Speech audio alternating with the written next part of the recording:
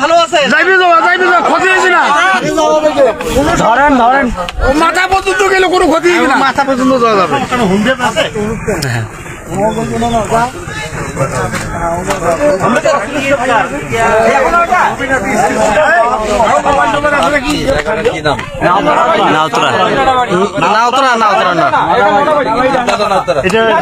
এইদিকে ডিমলে ওইদিকে নাওতরা, মাঝখানে নদী, মাঝখানে নদী।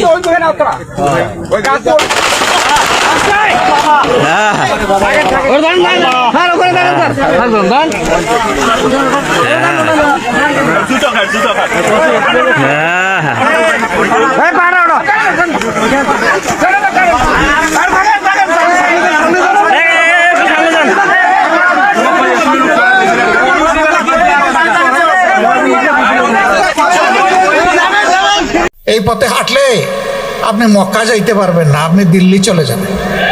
ক্ষমতার লোভ আর দখলদারি পাগল বানিয়ে তুলছে, তাই না? টেম্পো স্ট্যান্ড থেকে শুরু করে কোথাও আর বাদ রাখা যাবে না। যারা চাঁদাবাজি এবং দখলদারির নেশায় পাগল হয়ে মানুষ খুন করে, এরা সমাজের আবর্জনা। এখানে স্টপ, ফুল স্টপ। আর সামনে পা বাড়াবেন না খুনের দিকে, হাত বাড়াবেন না খুনের দিকে, চোখ লাল করবেন না কারো দিকে। এই যে দুইটা ছেলেকে হত্যা করা হলো, এখন কি আমরা আরো দুইজনকে হত্যা করব? হত্যার রাজনীতি আমরা চাই না। কিন্তু একটা কথা মনে রাখবেন, আমি ভদ্রলোক, আমার ঘাড়ে যদি কেউ পা রাখে, প্রথমে বলবো সরি, এটা পা রাখার জায়গা নয়, এটা সরান। যদি না সরায়, আস্তে করে হাত দিয়ে বলবো আপনার পাটা সরান। তাতেও যদি না সরায়, গায়ের সমস্ত শক্তি দিয়ে, বাঘের ঝাপটা দিয়ে, ঝাড়া দিয়ে বলবো এটি তোমার পা রাখার জায়গা নয়। গায়ে পাড়া দিয়ে ঝগড়া বাতাতে আসবেন না। আল্লাহ তাআলা ধৈর্য ধরার জন্য মুমিনদেরকে বলেছেন, কিন্তু আবার সমান সমান প্রয়োজনে সমঝাইয়া দেওয়ার কথাও অনুমতি দিয়েছেন। সরকারি দলের বয়োজ্যেষ্ঠ নেতা, দলের দ্বিতীয় গুরুত্বপূর্ণ ব্যক্তি গতকাল রংপুরে এসেছিলেন। আমি মিডিয়ায় দেখলাম তিনি রংপুরবাসীকে একটু মনের খেদ ঝেড়েছেন। বলেছেন আপনারা পিছিয়েই থাকবেন, কারণ আপনারা জামাত আর জাতীয় পার্টিকে আপনারা ভোট দেন। আমি কারে ভোট দিব না দিব এটা কি বিএনপি ঠিক করে দিবে? তাইলে একটা আইন পাশ করুন। বহু আইনই তো বেপরোয়া পাশ করছেন, ভালো আইনগুলাকে বিদায় দিয়েছেন। আরেকটা আইন পাশ করে ফেলেন যে আগামীতে বিএনপি ছাড়া আর কাউকে ভোট দেওয়া যাবে না। তখন জনগণ তাদের চূড়ান্ত সিদ্ধান্তটাও নিয়ে নিবে ইনশাআল্লাহ। রাষ্ট্রের উন্নয়ন কি কারো বাবার তহবিল থেকে হচ্ছে? এটা জনগণের ট্যাক্সের টাকায় হয়। রংপুরবাসীকে বঞ্চিত করার অধিকার কারোই নেই। এই জেলার জনগণকে যারা বঞ্চিত করবে তারা হইল গণদুশ্মন। ওনারা করবেন না, কালকে এসে জানাই দিয়ে গেছেন। ভোট কেন দিলেন আপনারা আমাদেরকে? ভোটের অধিকারের উপর নির্লজ্জ হস্তক্ষেপের নাম গণতন্ত্র হতে পারে না। বয়স অনেক হয়েছে আমার এই বন্ধুর, আমি অনুরোধ করব আপনার বক্তব্য প্রত্যাহার করে আপনি রংপুরবাসীর কাছে দুঃখ প্রকাশ করুন। আমি ক্ষমা চাইতে বলবো না, আপনারও অবদান আছে, ত্যাগ কোরবানি আছে, ওইটুকু সম্মান জানানোর কারণে বললাম যে আপনি দুঃখ প্রকাশ করুন। তাহলে জনগণ বুঝবে যে জনগণকে আপনারা অপমানিত করছেন না। কাজী আজহার আলী সরকারি মডেল উচ্চ বিদ্যালয় মাঠে এই প্রখর রোদে দুপুরবেলা আয়োজিত জনসমাবেশের সম্মানিত সভাপতি, বিশিষ্ট মুক্তিযোদ্ধা, বীর মুক্তিযোদ্ধা, মাননীয় জাতীয় সংসদ সদস্য জনাব আব্দুল ওয়ারেস, জামাতে ইসলামীর কেন্দ্রীয়, আঞ্চলিক এবং স্থানীয় নেতৃবৃন্দ, সংসদ সদস্যবৃন্দ, মঞ্চে বসা অন্যান্য নেতৃবৃন্দ এবং প্রিয় সাগাটাবাসী, আপনারা কেমন আছেন? গুলিকে ভয় পান? রোদকে ভয় পান? তো পিছনে যে কিছু লোক ভয় পায় দেখি, হ্যাঁ, যারা ভয় পায় না তারা সামনে চলে আসছে, তাই না? আর যারা ভয় পান তারা পিছনে আসেন। 10 মিনিটের জন্য সবাই সামনে চলে আসেন, এরপরে একসাথে সবাই চলে যাব আবার ইনশাআল্লাহ। সম্মানিত ভাই ও বোনেরা, আজকে এসেছি দুঃখ ভারাক্রান্ত মন নিয়ে আপনাদের দোয়া চাইতে। বলবেন যে আমরা তো শুনলাম আপনি দোয়া করতে আসছেন, আমাদের 2 শহীদের কবর জিয়ারত করেছেন, পরিবারে গিয়েছেন, সান্ত্বনা দিয়েছেন, দোয়া করেছেন, আমরা আপনার জন্য কি দোয়া করব? আপনারা সবাই আমার জন্য দোয়া করবেন, মহান আল্লাহর জন্য দেশের জনগণের জন্য, মানবতার জন্য আল্লাহ যেন আমাকে শহীদ হিসাবে কবুল করে। আল্লাহর পথে লড়াই করে, মানুষের কল্যাণের জন্য লড়াই করে যারা জীবন দেয় তারা বড় সম্মানিত। আল্লাহ রাব্বুল আলামিন বলেছেন, তোমরা সালাত এবং সবরের মাধ্যমে আমার সাহায্য কামনা করো। ইয়া আইয়ুহাল্লাযীনা আমানুস্তাঈনু বিস-সাবরি ওয়াস-সালাহ ইন্নাল্লাহা মা'আস-সাবিরিন ওয়ালা তাকুলু লিমান ইউকতালু ফি সাবিলিল্লাহি আমওয়াত। সাবধান, তাদেরকে মৃত বলবো না যারা আল্লাহর পথে জীবন দিয়ে চলে গেছে। বাল আহইয়াউন ওয়ালাকিন লা তাশউরুন, তোমরা জানো না তারা জীবিত, তোমরা তা বুঝো না। শহীদরা শহীদ হওয়ার পরে আল্লাহ বলেছেন তাদেরকে তোমরা মৃত বলো না। আমি জানতে চাই, সাইফুল্লাহ বারী আর সালাউদ্দিন আপনাদের সন্তান, ওই দুইটা সন্তান কেমন ছিল? ওরা কি সন্ত্রাসী ছিল? ওরা কি গাঁজাখোর ছিল? নেশাখোর ছিল? মানুষের ইজ্জতের উপর হাত দিত? কারো সাথে দুর্ব্যবহার করত? আমি প্রত্যেকটা মানুষের কাছ থেকে শুনেছি এরা দুইজন ছিল এই এলাকার শ্রেষ্ঠ সন্তান। কেন তাদেরকে খুন করা হলো আমার চাইতে আপনারা বেশি জানেন। বর্তমানে সরকারি দল এবং বিরোধী দল 15.5 বৎসর আমরা বড় মজলুম ছিলাম। মজলুমরা এখন আবার জালিম হতে যাব কেন? আমার সহকর্মী জনাব মৌলানা আব্দুল হালিম বলেছেন, আমাদের বুক থেকে এই নির্বাচনের পরে, এই সরকার গঠন হওয়ার পরে এই সরকারের লোকদের হাতে 5 জন আমাদের সহকর্মীকে খুন করা হয়েছে। আল্লাহ তাদেরকে শহীদ হিসাবে কবুল করুন। আমরা কি চাই বাংলাদেশে আবার খুনের রাজত্ব কায়েম হোক? সাবধান, এখানে স্টপ, ফুল স্টপ। আর সামনে পা বাড়াবেন না খুনের দিকে, হাত বাড়াবেন না খুনের দিকে, চোখ লাল করবেন না কারো দিকে। এ বাংলাদেশের মানুষ, বিশেষ করে যুবকরা, কারো চোখ রাঙ্গানিকে পাত্তা দেয় না। আপনারা 1000 বার চেষ্টা করলেও আওয়ামী লীগের মতো ফ্যাসিস্ট হতে পারবেন না, কিন্তু আপনারা তো সে পথেই পা বাড়িয়েছেন। আফসোস, সরকারি দলের বয়োজ্যেষ্ঠ নেতা, দলের দ্বিতীয় গুরুত্বপূর্ণ ব্যক্তি গতকাল রংপুরে এসেছিলেন। আমি মিডিয়ায় দেখলাম তিনি রংপুরবাসীকে একটু মনের খেদ ঝেড়েছেন। বলেছেন আপনারা পিছিয়েই থাকবেন, কারণ আপনারা জামাত আর জাতীয় পার্টিকে আপনারা ভোট দেন। আমি কারে ভোট দিব না দিব এটা কি বিএনপি ঠিক করে দিবে?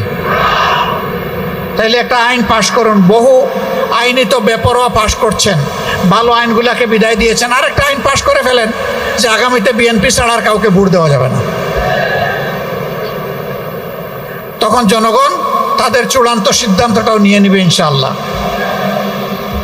2 নম্বর, রাষ্ট্রের উন্নয়ন কি কারো বাবার তহবিল থেকে হচ্ছে? এটা জনগণের ট্যাক্সের টাকায় হয়। রংপুরবাসীকে বঞ্চিত করার অধিকার কারোই নেই। এই বৃহত্তর রংপুরবাসীকে গাইবান্ধা, রংপুর, কুড়িগ্রাম, লালমনিরহাট, নীলফামারী, এই জেলার জনগণকে যারা বঞ্চিত করবে তারা হইল গণদুশ্মন। আমরা নির্বাচনের আগে ঘোষণা দিয়েছিলাম, আল্লাহ তাআলা আমাদেরকে নির্বাচিত করে সরকার গঠনের সুযোগ দিলে আমরা পুরা উত্তরবঙ্গকে আমরা বানাবো কৃষির রাজধানী ইনশাআল্লাহ। আফসোস, আমাদের কোনো আফসোস নেই, সরকারে আমরা যাইনি, কিন্তু সেই আওয়াজ এখনো আমরা সংসদের ভিতরে দিয়ে চলেছি, দিয়েই যাবো ইনশাল্লাহ। আর যখন সুযোগ আসবে তখন আমরা করবো ইনশাল্লাহ। ওনারা করবেন না, কালকে এসে জানাই দিয়ে গেছেন। ভোট কেন দিলেন আপনারা আমাদেরকে? ভোটের অধিকারের উপর নির্লজ্জ হস্তক্ষেপের নাম গণতন্ত্র হতে পারে না। বয়স অনেক হয়েছে আমার এই বন্ধুর, আমি অনুরোধ করব আপনার বক্তব্য প্রত্যাহার করে আপনি রংপুরবাসীর কাছে দুঃখ প্রকাশ করুন। আমি ক্ষমা চাইতে বলবো না, আপনারও অবদান আছে, ত্যাগ কোরবানি আছে, ওইটুকু সম্মান জানানোর কারণে বললাম যে আপনি দুঃখ প্রকাশ করুন। তাহলে জনগণ বুঝবে যে জনগণকে আপনারা অপমানিত করছেন না। এই যে দুইটা ছেলেকে হত্যা করা হলো, এখন কি আমরা আরো দুইজনকে হত্যা করব? হত্যার রাজনীতি আমরা চাই না। কিন্তু একটা কথা মনে রাখবেন, আমি ভদ্রলোক, আমার ঘাড়ে যদি কেউ পা রাখে প্রথমে বলবো সরি, এটা পা রাখার জায়গা নয়, এটা সরায়। যদি না সরায় আস্তে করে হাত দিয়ে বলবো আপনার পাটা সরান। তাতেও যদি না সরায় গায়ের সমস্ত শক্তি দিয়ে বাঘের ঝাপটা দিয়ে ঝাড়া দিয়ে বলবো এটি তোমার পা রাখার জায়গা নয়।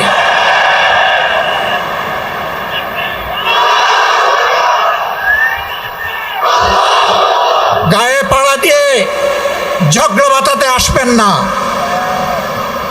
আল্লাহ তাআলা ধৈর্য ধরার জন্য মুমিনদেরকে বলেছেন, কিন্তু আবার সমান সমান প্রয়োজনে সমঝাইয়া দেওয়ার কথাও অনুমতি দিয়েছেন। আমরা চাই না দুইজন মা দুইজন বাবার বুক খালি হয়েছে, তাদের চোখের পানি আমার চেয়ে আপনারা বেশি দেখেছেন। আজকে এসে আমি তার সাক্ষী হয়েছি। আমি চাই না আর কোনো একজন মা কিংবা একজন বাবার বুক ভেঙে যাক। ক্ষমতার লোভ আর দখলদারি পাগল বানিয়ে তুলছে, তাই না? টেম্পো স্ট্যান্ড থেকে শুরু করে কোথাও আর বাদ রাখা যাবে না। এই জন্য 24-এর বিপ্লব হয় নাই। 24-এর বিপ্লব হয়েছে সমাজ থেকে সব ময়লা পরিষ্কার করার জন্য। এরা সমাজের আবর্জনা। যারা চাঁদাবাজি এবং দখলদারির নেশায় পাগল হয়ে মানুষ খুন করে, এরা সমাজের আবর্জনা। এই আবর্জনা এই সমাজ থেকে পরিষ্কার করা হবে ইনশাআল্লাহ। আমি প্রশাসনকে স্পষ্ট বলবো, আপনারা বলছেন নজরদারিতে আছেন, তাইলে ঝাপটা দিতে অসুবিধা কি? যারে নজরদারিতে রেখেছেন ঝাপটা দেন, তুলে নেন। পলাশকে তো আর তালাশ করার দরকার নাই, যেহেতু নজরদারিতে আছে। আইনের আওতায় আপনারা না আনলে মানুষকে আইন হাতে তুলে দেওয়ার প্রকারান্তরে এটা হবে উস্কানি। অবশ্যই প্রশাসনকে তার দায়িত্ব পালন করতে হবে। প্রশাসন কোনো দলের নয়, প্রশাসন গোটা জাতির সম্পদ। প্রশাসনকে তাদের দায়বোধের জায়গা থেকে এই দায়িত্বটা পালন করতে হবে। দল আসবে, দল যাবে, ক্ষমতা কারো কোমরের নিচে চিরস্থায়ী নয়। তুতিল মুলকা মান তাশা ওয়া তানজিউল মুলকা মিম্মান তাশা। আল্লাহ যাকে পছন্দ করেন ক্ষমতায় বসান, আর যখন আষাঢ় মেরে টুকরা টুকরা করতে চান তখন উঠায় নেন। এর আগে একজন মানুষকে জ্বালাতন করেছে, খুন করেছে, গুম করেছে, পঙ্গু করেছে, মামলা দিয়েছে, জেলকে বাসস্থান বানিয়েছে, বউ মায়ের বুক খালি করেছে, অবুঝ শিশুদেরকে এতিম বানিয়েছে, যুবতী বোনদেরকে বিধবা বানিয়েছে, মা বাবার চোখে এখনো পানি ঝরছে। ফ্যাসিবাদ একটা রূপ, এটা নির্দিষ্ট কোনো দলের সাথে থাকে না। এটা একটা ভাইরাস, এটা যেখানেই ভর করে ওরাই ফ্যাসিবাদী। এক ফ্যাসিবাদীদেরকে তাড়াইয়া বাংলাদেশের জনগণ আরেক ফ্যাসিবাদী চায় না। একটু আগে আপনাদের কাছে শহীদ হওয়ার দোয়া চেয়েছি না?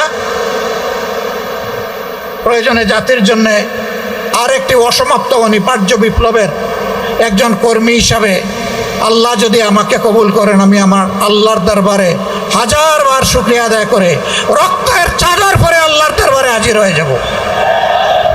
কিন্তু কোনো ফ্যাসিবাদকে বাংলার জমিনে প্রশ্রয় দেব না, বরদাস্ত করব না ইনশাআল্লাহ।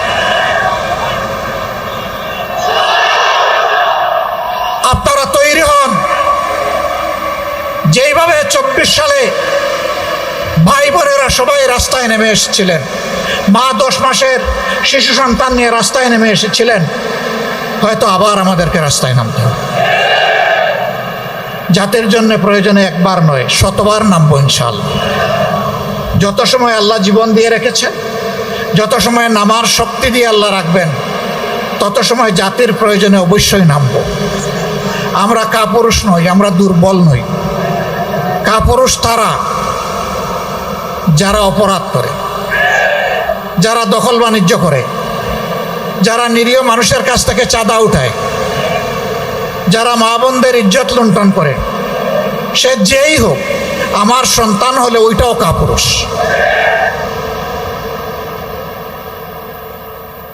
এই বাংলাদেশকে আমরা একটা সুখী সমৃদ্ধশালী বাংলাদেশ হিসাবে দেখতে চাই।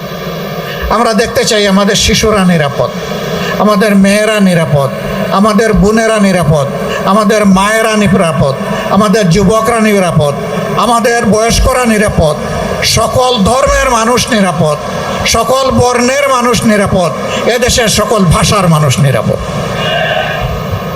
আমরা সকলের নিরাপত্তা দেখতে চাই। ইনারাও বলেছিলেন, যারা এখন ক্ষমতায় গেছে, যে আমরা দলীয় শাসন কায়েম করব না। আমি জানি না এইখানে একজন প্রশাসক আছেন নিশ্চয়ই, তাই না? কিন্তু বিএনপি করতেন না কোনোদিন। হ্যাঁ, জুড়ে বলেন, করতেন কিনা? এইটা কি হলো? জেলায় যাকে প্রশাসক বসানো হয়েছে তিনিও বিএনপি করতেন না, তিনিও করতেন। এটা কি হলো?